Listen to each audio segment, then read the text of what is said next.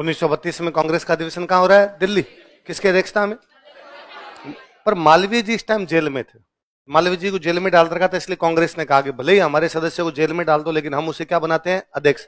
पर अब क्योंकि जेल में बैठे हैं तो चेयर पे तो आ नहीं सकते, आप घोषित कर सकते हो, लेकिन अध्यक्षता तो किसी और को करनी पड़ेगी। तो जेल में थे, इसलिए बाद में अध्यक्षता की थी अमृत रणछोड़ दास गट्टाणी। अब वापस वो तो जेल में बैठे हैं तो अध्यक्षता तो और किसी करनी पड़ेगी, आप घोषित तो भले ही कर दो। तो इस बार वो जेल में थे तो फिर अध्यक्षता की थी नेली सेनगुप्ता। नेली सेनगुप्ता महिला है।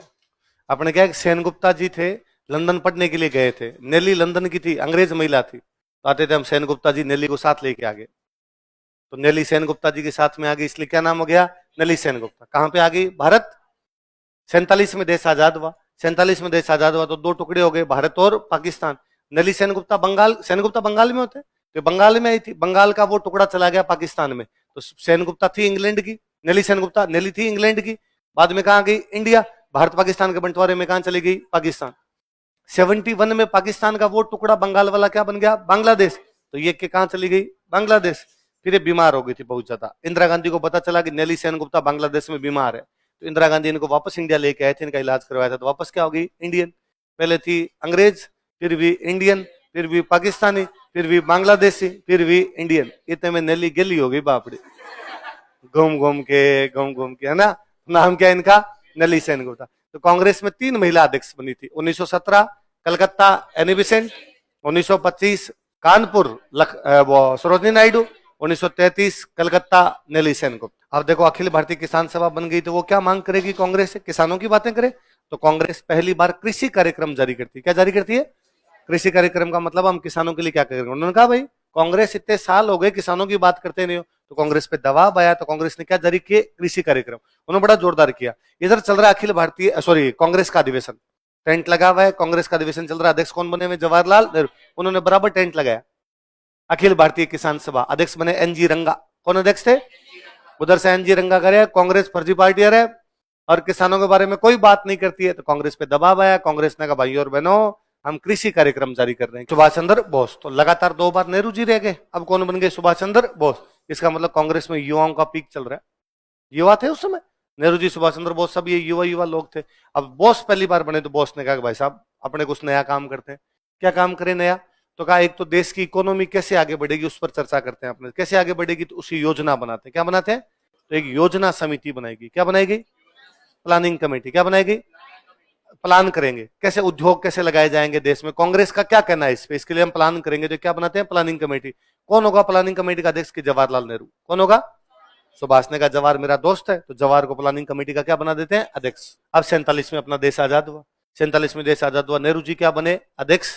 तो नेहरू जी ने वापस कहा देश की इकोनॉमी कैसी होनी चाहिए, इस पे विचार विमर्श किया जाए। इसलिए नेहरू जी 1950 में बनाते हैं योजना आयोग। क्या बनाते हैं? Planning commission. क्या बनाया था? क्योंकि पहले से प्लानिंग कमेटी चल रही थी कांग्रेस की, इसलिए उन्होंने बाद में देश में क्या बनाया था? योजना आयोग।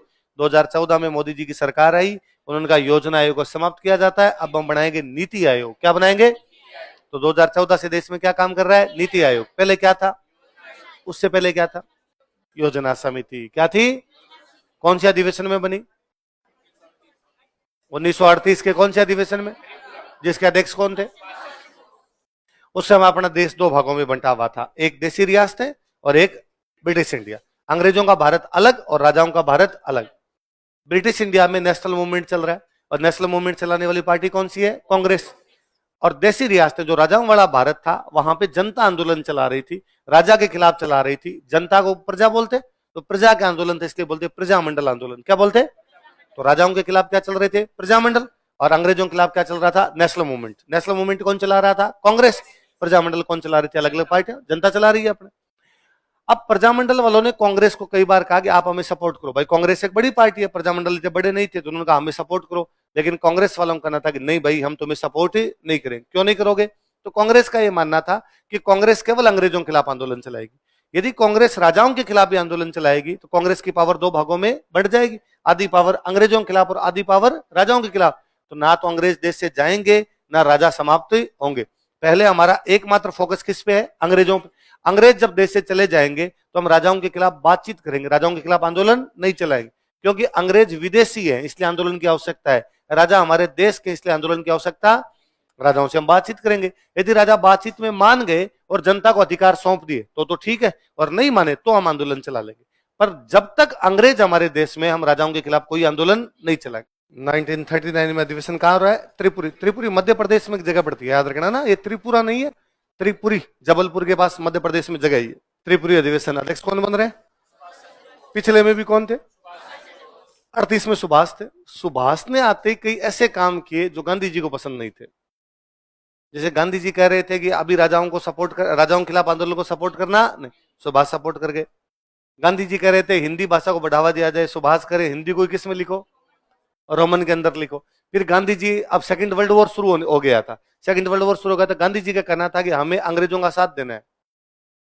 किसका साथ देना है? क्योंकि अंग्रेज लड़ रहे थे जर्मनी के खिलाफ, हिटलर।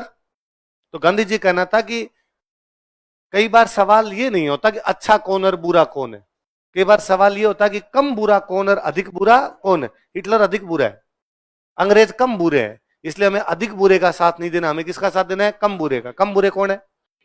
अंग्रेज। तो हम किसका साथ देंगे? अंग्रेजों। सुभाष का कहना था अपने इस चक्कर में क्यों पड़ते हो कि कम कौन और अधिक कौन है? आपने तो ये देख लो, अंग्रेज फंसे हुए, अंग्रेज हिटलर के खिलाफ लड़ रहे, अपने देश में आंदोलन करके देश को आजादी दिलवाते ना।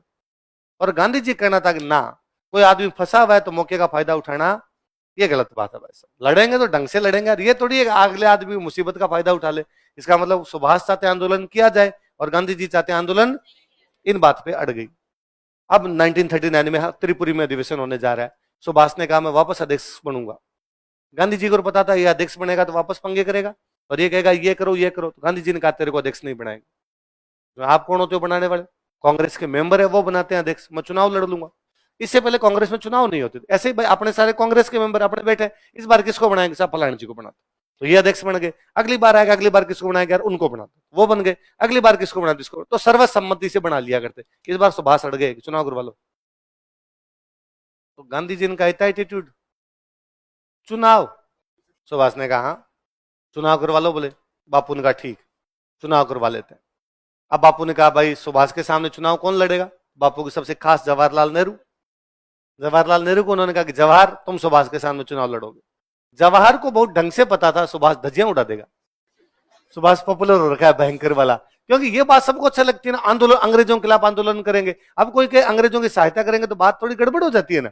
तो गांधी जी ये बात कर रहे थे तो उन जवाहर को पता था। तो जवाहर ने गांधी जी कहा कि बापू मैं तो तैयार ही हूं अध्यक्ष बनने के लिए, पर मेरी तो बेटी बड़ी हो रखी है इंदिरा, शादी करनी है, लड़का देख रहा हूं मैं। तो इंदिरा गांधी शादी करने वाले थे उन दिनों में ना, जो शादी करनी है तो मेरे पास थोड़ा टाइम कम है, फिर कांग्रेस को टाइम नहीं दे पाऊंगा, और किसी को लड़वा दो। तो गांधी जी ने वल्लभ भाई पटेल को कहा कि सरदार जी, सरदार वल्लभ भाई पटेल, तो सरदार तुम लड़ लो। उन्होंने कहा भाई मत लड़ लेता, पर हमारे तो घर पे मकान का काम शुरू हो रखा है। तो गांधी जी के एक और खास आदमी थे, सी राजगोपालाचारी। कौन थे? चक्रवर्ती राजगोपालाचारी। राजगोपालाचारी का गोपालाचारी जी आप लड़ लो। उन्होंने कहा अरे सर घुटने दर्द कर रहे हैं, ऑपरेशन करवाना पड़ेगा मेरे को। तो कुल मिला के सबने सुभाष के सामने चुनाव लड़ने से, सुभाष के सामने कोई चुनाव लड़ने के लिए तैयार नहीं। तो गांधी जी ने एक आदमी गले में पट्टा डाला, उस आदमी का नाम था पट्टाभी सीतारमैया। क्या नाम था? पट्टाभी सीतारमैया। वो साइड में बैठे बैठे कर रहे थे रमैया वस्ता भैया। तो पट्टाभी सीतारमैया को कहा कि आप क्या लड़ लो चुनाव। पट्टाभी सीतारमैया बेचारे साइड में बैठे, उनका मैं पक्का मेरा, अरे मैं कह रहा हूं ना, अरे सर जब इतने बड़े बड़े डर रहे हैं तो मैं कैसे जीतूंगा सुभाष के सामने? गांधी जी ने कहा मैं पर्सनली जीतवाऊंगा, तो मैं चिंता मत करो। अब गांधी जी ने पट्टाभी सीतारमैया किसके खिलाफ खड़ा कर दिया? सुभाष। और गांधी जी ने एक एक आदमी जाग कहा कि पट्टाभी सीतारमैया नहीं लड़ रहा है, मैं लड़ रहा हूं ये चुनाव, खुद मोहनदास करमचंद गांधी लड़ रहा है, तुम्हें पट्टाभी सीतारमैया को वोट नहीं देना है। किसको वोट देना है? मेरे को वोट देना। गांधी जी ने सबको जाके बात कही, फिर भी सुभाष जीत गए। एक प्रकार से गांधी जी हार गए, गांधी जी को हरा दिया। अब कांग्रेस में क्या होता था, एक तो था अध्यक्ष, तो अध्यक्ष तो अपने जैसे बैठे यूं बना लेते, भाई फलान जी इस बार फलान जी इस बार फलान जी। फिर अध्यक्ष को कहते कि तू तेरे नीचे 15 लोगों की टीम बना ले। कितने लोगों की? तो 15 लोगों की टीम होती है, उसको बोलते कार्यकारिणी। क्या बोलते?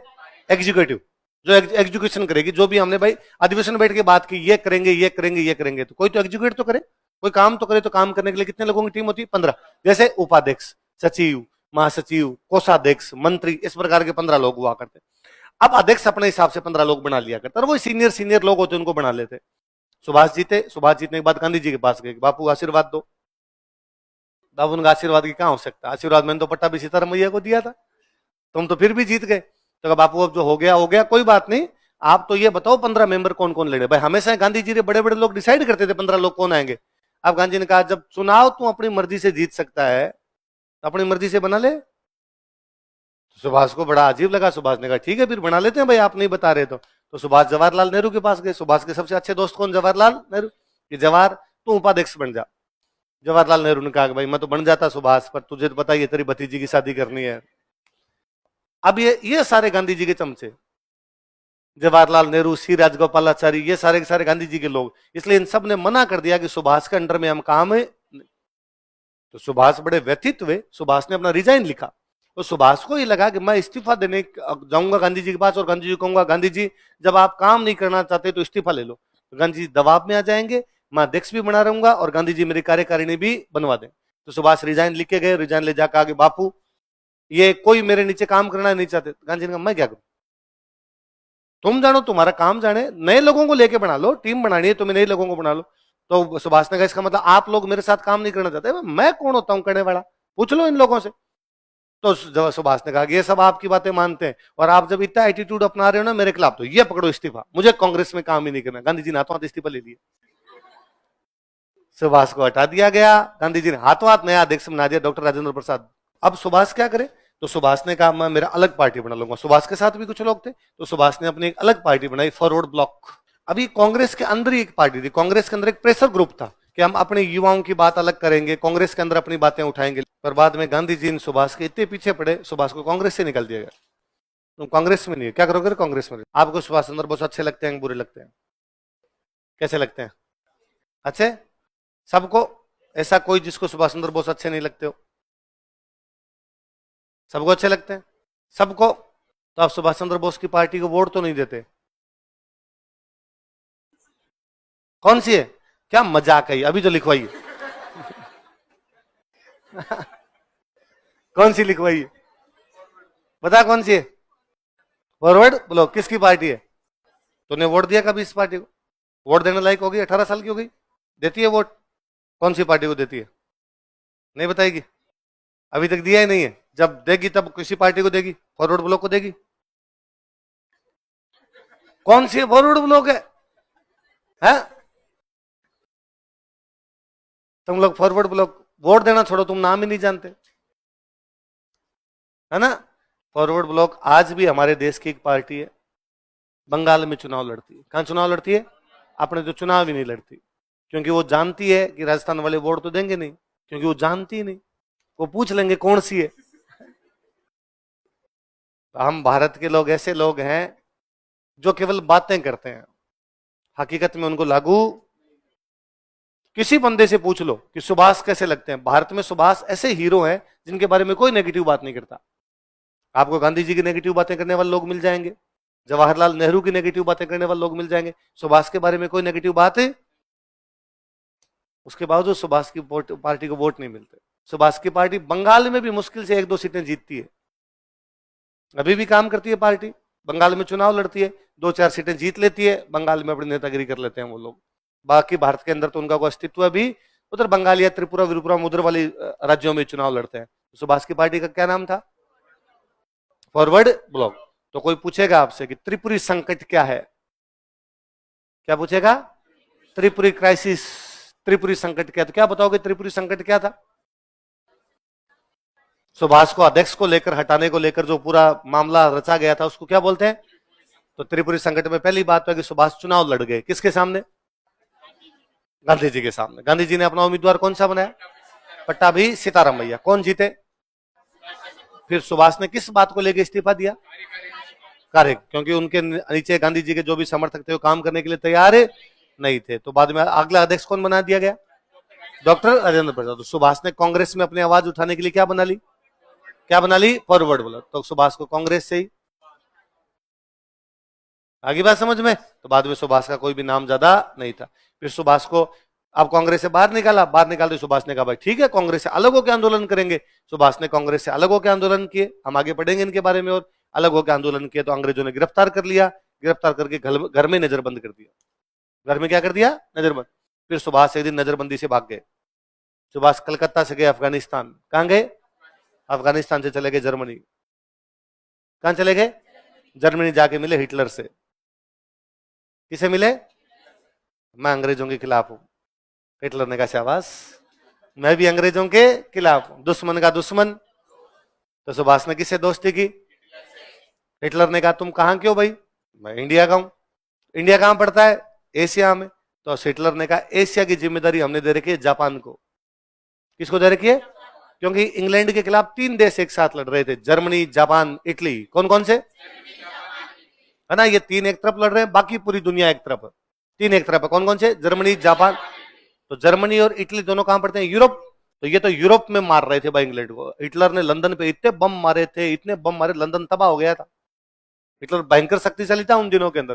तो जर्मनी, इटली मिलके इंग्लैंड को, फ्रांस को, बेल्जियम को, रशिया को, सबको उठा उठा के मार रहे थे इनको। जापान क्या करे? जापान तो यूरोप में नहीं, जापान किसका देश है? एशिया। इसलिए जापान ने कहा भाई मैं क्या करूंगा? तो हिटलर और इटली का जो था मुसोलिनी, इटली में कौन था? जर्मनी में कौन है? हिटलर। इटली में कौन था? मुसोलिनी। इन दोनों ने जापान वाले को कहा, जापान में था टोजो। जापान में कौन था? जापान का प्रधानमंत्री था टोजो। टोजो को कहा कि टोजो तू एक काम कर, देख इंग्लैंड, फ्रांस, हॉलैंड, बेल्जियम, ये जो देश है इन्होंने तुम्हारे एशिया में कब्जे कर रखे हैं। इंग्लैंड के एशिया में। भाई भारत किसका गुलाम था? इंग्लैंड का। ऐसे कहीं पे फ्रांस का कब्जा था, कहीं पे हॉलैंड का कब्जा था। तू एक काम कर, कब्जे छुड़वा ले। हम तो इन पे खुद पे हमले करते हैं, तू इनके कब्जों पे हमले कर। तो भाई जापान नीचे से लगा हमले करने के लिए। जापान हमला कर रहा है आपके इंडोनेशिया पे, मलेशिया पे, म्यांमार, बर्मा, है ना, ये थाईलैंड, इन सब देशों में इनका जिनका भी हमला था, जापान हमला करे छुड़वा ले, जापान हमला करे छुड़वा ले। और जापान ने नारा दिया एशिया एशियाइयों के लिए है। एशिया किसके लिए? एशिया में यूरोप वाले कब्जा मैं करूंगा। तो अब जापान ने कब्जा करना इन पे शुरू कर दिया। तो हिटलर ने सुभाष चंद्र बोस को कहा कि भाई एशिया के मामले जापान देख रहा है, तुम जापान से बात करो। तो फिर सुभाष आए सिंगापुर। कहां पर आए? सिंगापुर में जापान ने कब्जा किया ही था। सुभाष सिंगापुर आए, जापान वालों से बातचीत की। जापान वालों ने कहा तुम आर्मी बनाओ, लड़ो। तो सुभाष आर्मी बनाते हैं, आजाद हिंद फौज। क्या बनाते हैं? ये पहले से बनी हुई थी जापान में, पर उन लोगों ने सुभाष को कहा तुम हमारे नेता हो। फिर आजाद हिंद फौज को लेकर जापान के साथ आजाद हिंद फौज आई बर्मा। कहां पर आई? और कहा बर्मा पे कब्जा किया। अब बर्मा पे कब्जा करने के बाद कहा अब हमला करेंगे इंडिया। इंडिया पे हमला किया, अंडमान निकोबार पे कब्जा किया। कहां पे कब्जा किया? इधर कोहिमा पे कब्जा किया, नागालैंड का कोहिमा है, यहां पर कब्जा किया। इतने में जापान ब्लंडर कर गया। एक दो दिक्कत आई। एक तो उधर हिटलर हारने लग गया, हिटलर हार रहा उधर, इंग्लैंड ने कमबैक किया, वापस हिटलर को हराना शुरू कर दिया। जापान एक पंगा ले गया। जापान ने एक दिन यूं ही बैठे बैठे अमेरिका पर हमला कर दिया। क्या हमला कर दिया? बताई थी मैंने दिन बाद। अमेरिका पर हमला करके इस चक्कर में जापान को क्या करना पड़ा? सरेंडर। आजाद हिंद फौज किसके पीछे कूद रही थी? खूंटा ही टूट गया, अब किसके पीछे कूदे? तो आजाद हिंद फौज को भी क्या करना पड़ा? सरेंडर।